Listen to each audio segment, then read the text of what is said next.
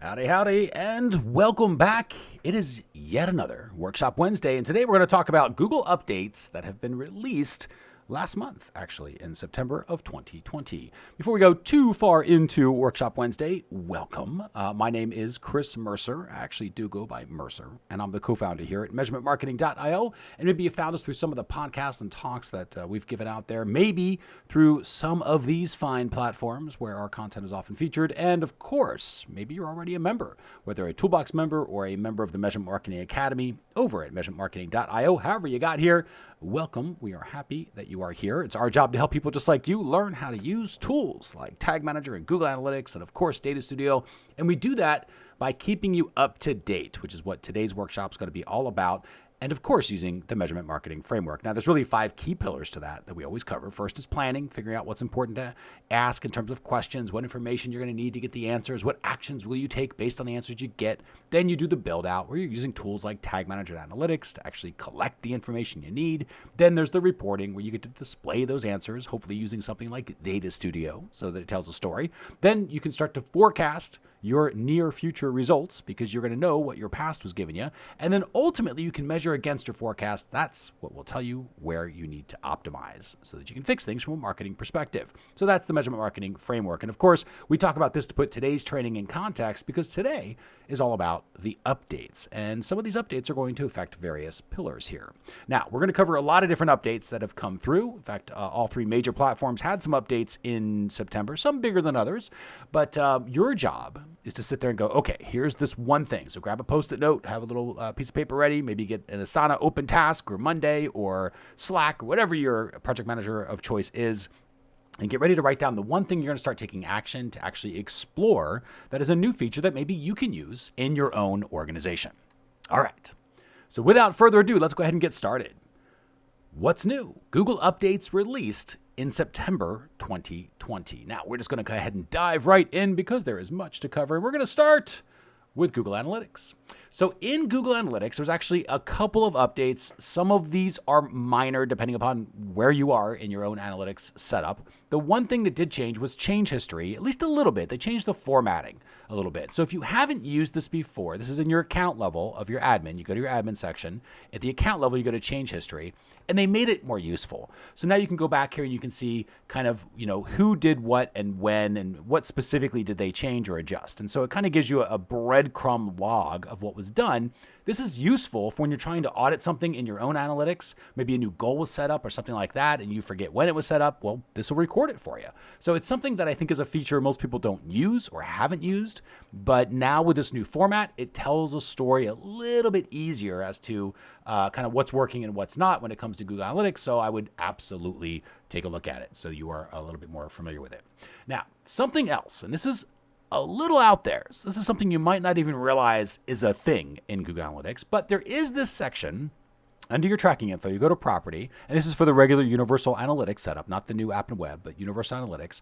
And you come into the tracking info of the property, and you can come down here where it says organic search sources. Now, chances are you do not have anything here, which would be okay. Because what this is for is if you have a search engine that you know is a search engine that is sending you traffic, but Google doesn't know that it's a search engine, well, you can tell Google Analytics, say, hey, I'm going to add the search engine, and you put it in here and put in the name and the, what the domain name is so that it knows it's a search engine and that you're telling it it's a search engine. Now, again, why would you do that? Because then it will be defined as organic traffic in Google Analytics. That's why you would do that. And you can put in the parameters and other things. Now, the issue is with Chrome version 85, which I think now they're coming out to 86. So it's been out for about a month or so. So 85 is out for the rest of the world pretty much. So what's starting to happen is with Chrome 85, there's some technical changes where they weren't really pulling over the parameters coming through from search engines anymore. It just didn't matter anymore. So they're not doing that because everyone's making a move toward obviously better data privacy, et cetera. And some of that is just not pulling over parameters if you don't really need them. And they don't really need them. They know that Google is a search engine. They know DuckDuckGo is a search engine. In fact, I'm going to show you where this is in the help section here. So you can go into the little help section of Google all about organic search sources. And if you scroll down here, you will see a list of every single thing that Google Analytics is aware of that is a search engine. There's a lot more than I thought there was for sure. But the big ones are in here for sure. The ones that you probably are used to, MSN, Google, of course, DuckDuckGo. Didn't used to be. You had to actually used to years ago, not, fairly recently. Within the last couple of years, they started finally adding this in there.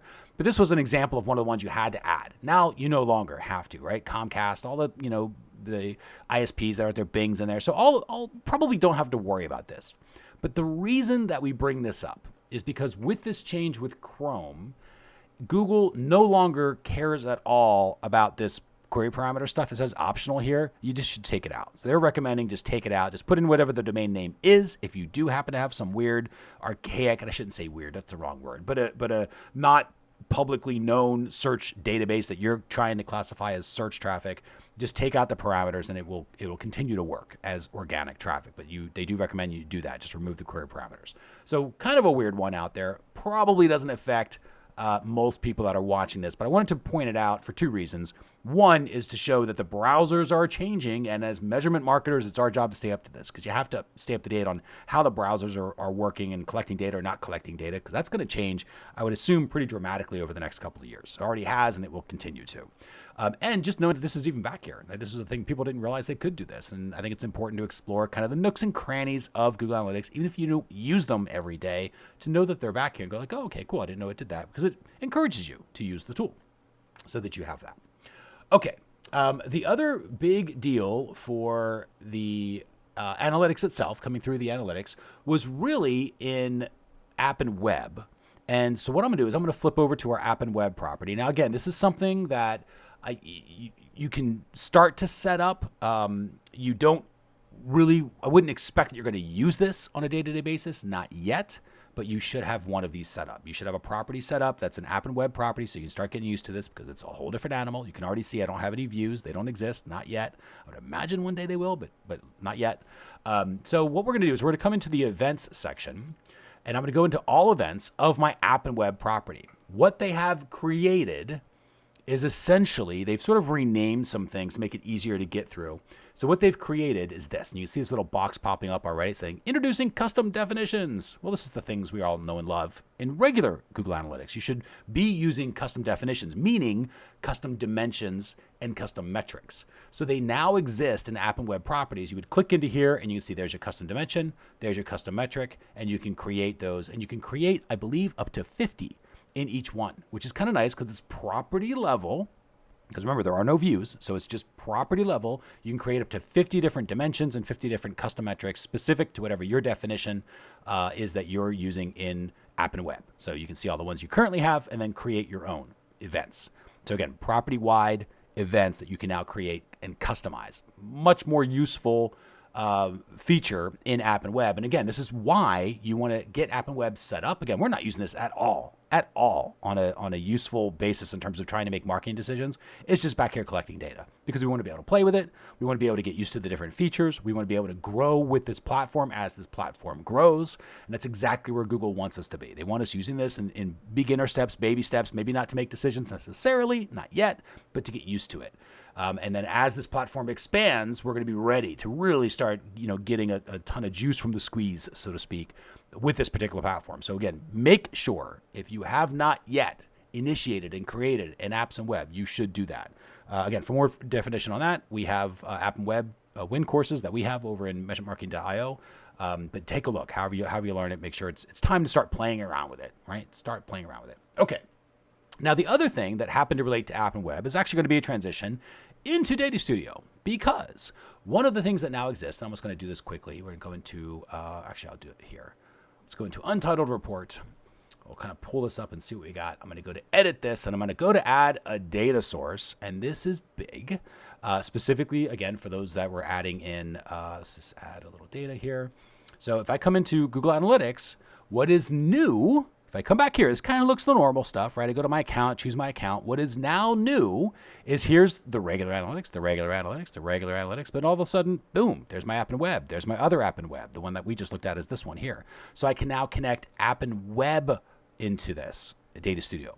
So now that's important because I couldn't do that before. So now I can go to app and web properties, which means I've got all the app and web dimensions, and I can start being used to how to build Data Studio reports from an app and web property, which will make app and web even more useful. So this is where Google's starting to connect the dots now. And this past year, as I've clearly said a bunch of times here already, probably not something you really have to worry about on a day-to-day basis to use this platform, but you should be experimenting with it. But this next year, they are clearly leveling stuff up. It's just October.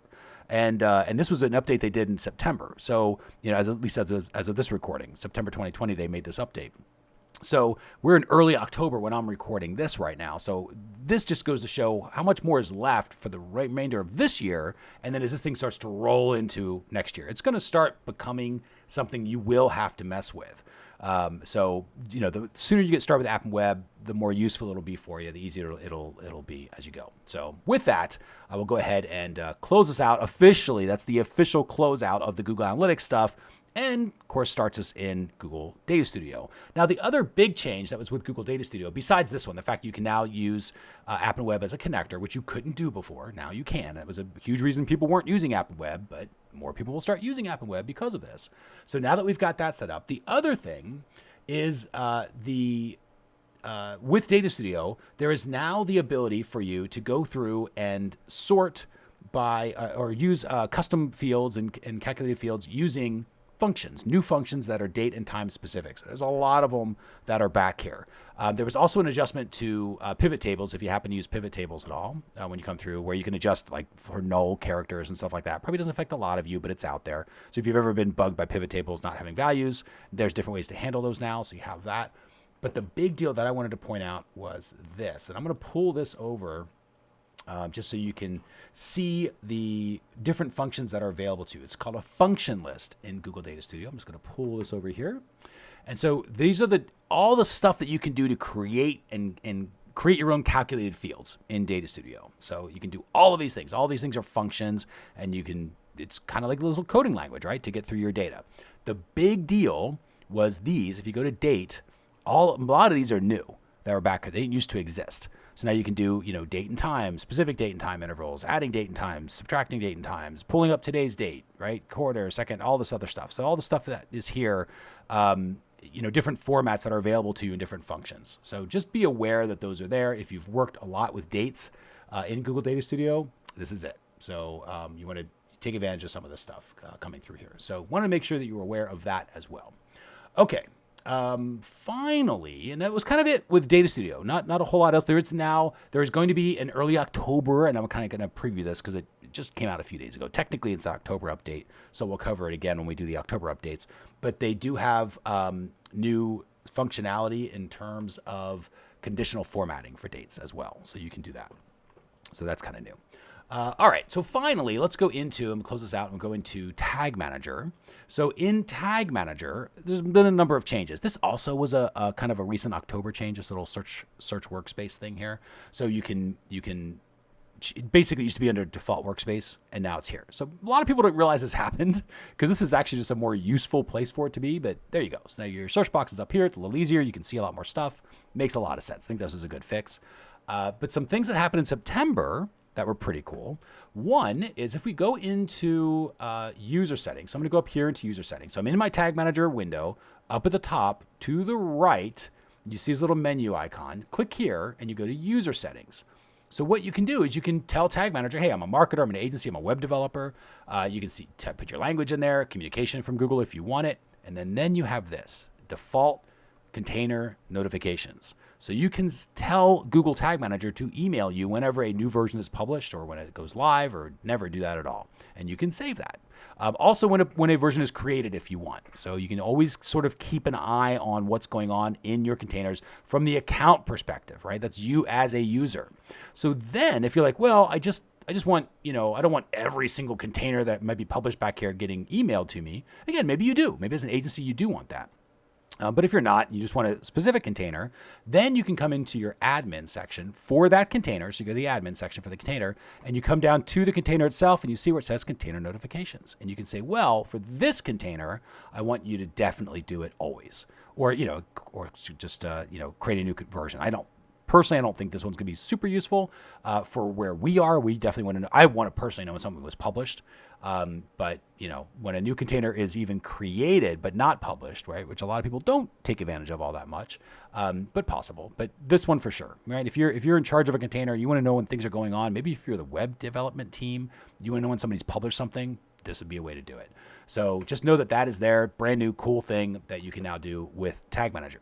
Speaking of cool things that you can do with Tag Manager, you can always do this. You can always import and export containers, but look at the export container thing. This is where you used to come in and say, I want to export my entire container so I can import my entire container into a new site, which was great if you wanted that entire container copied over from one site to another. But what if you just wanted parts of the container copied over? Well, there really wasn't an easy way to do that until now. So now when you go to export, it now tells you, what do you want to pull in? I don't need the folders, so I won't worry about those. Maybe I just want my basic scripts, but I don't want all this Facebook stuff and Google Ads stuff, but I do want these triggers, but I don't want this other Facebook stuff. I don't need that. So now you can selectively export your items, and it kind of builds a little component export. It's not the entire container, it's just the parts that you want, which for me makes this a lot more useful because it was kind of a pain before. We had to create these little mini containers, and it was like puzzle pieces trying to figure stuff out. Now it's a whole lot easier. I can come in and say, okay, I want to pull these scripts or these tags and these triggers and these variables, just these, and export those, and then you can import them with having a nice clean import of just the stuff you want as you move from one container to another, and you can skip the stuff that you customized for the container that you're exporting from. So I think this makes this 100% more useful. So if you have not exported containers before, know that you can, number one. Number two, start practicing this, because I think especially if you work a lot with Google Tag Manager and maybe you're an agency or somebody who's working a lot with measurement, helping other people to measure their sites, you've probably already exported containers before, but now leveled up. It's a whole lot easier doing it this way. So now they've enabled this little export container, and then you can instantly choose what parts do you want to export, or of course everything. So incredibly useful for that. The other thing, and this again, I'm going to have to, tell you this is going to be covered again in November because it was just on the tip top of October. I'm just going to come into any of these here as we switch things out.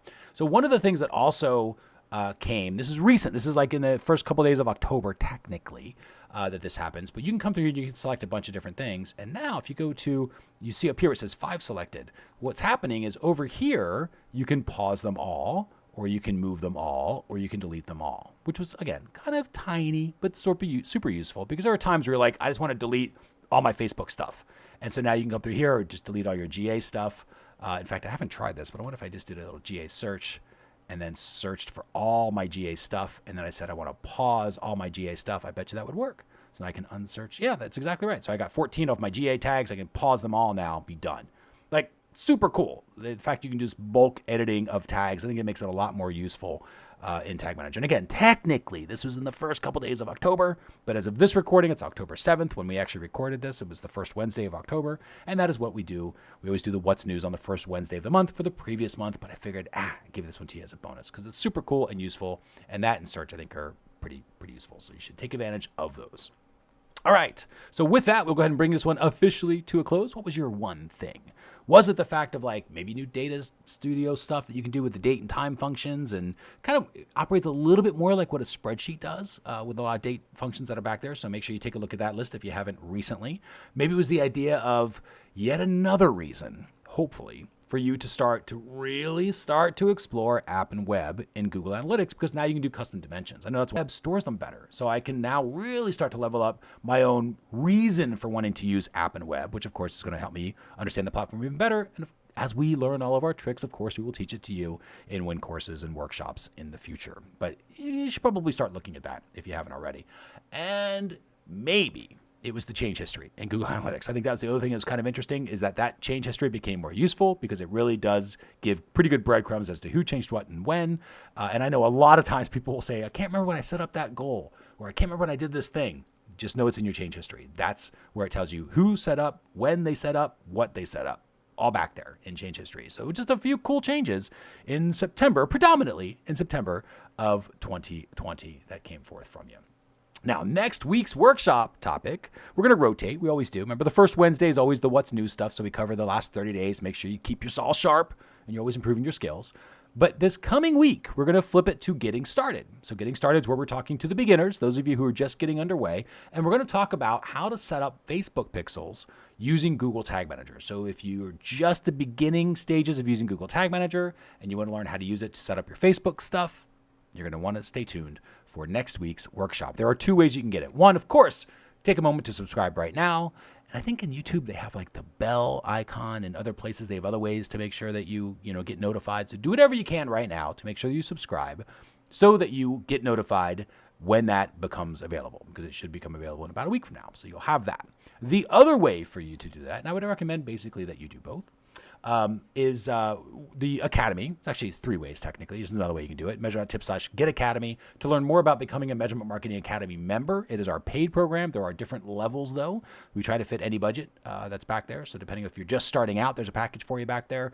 And there's also a version if you're a professional who's really doing measurement on a daily basis, or if you are part of a team and want to have an organization get a real measurement culture when it comes to your marketing, then we've got a version for you back there for that as well. But they're all covered at the Academy offer page, which you can see at measure.tips/getacademy. And that will talk to you all about the Measurement Marketing Academy. Now, this is the thing I was initially thinking about when I said, hey, there's another way that you can get the workshop if you just want to keep free right now, which I get because not everybody has a budget for it, or maybe it's just not the right time for you. But you can get these workshops each and every week in Workshop Wednesday. It is a part of something we call the Measurement Marketing Toolbox. It also gives you other tools for measurement marketing, which of course all the Academy members already have. But you can have these as well. So the Traffic Tracking Toolkit, Google Analytics Report Card is perfect if you're just starting out, but it's also perfect if you've got some experience, because there's other tools back there that are a little bit more advanced, like GTM Cookbook or the Regex Heroes. Again, all free. And there's quite a bit more. I think there's now 40 some odd tools back there. There's a lot for you to explore. It's the Measurement Marketing Toolbox. It is completely free to join that. Just go to measure.tips/WW. Again, measure.tips/WW. It will take you to the page where you can just create your free account. It's just the name and email. It'll send you out the login information. You can then log in. You'll have Workshop Wednesday every week back there that you can watch at your leisure. Watch it for the entire week. Though I would still subscribe to this YouTube channel so you get both. But the tools, you'll have access to all the tools back there as well as a Toolbox member. So take advantage of those while you can. Measure.tips/WW to get that set up. And with that, we'll officially bring this one to a close. This has been What's New? Google Updates released in September 2020. Thanks again for watching this workshop, and we will see you on the next one. Take care.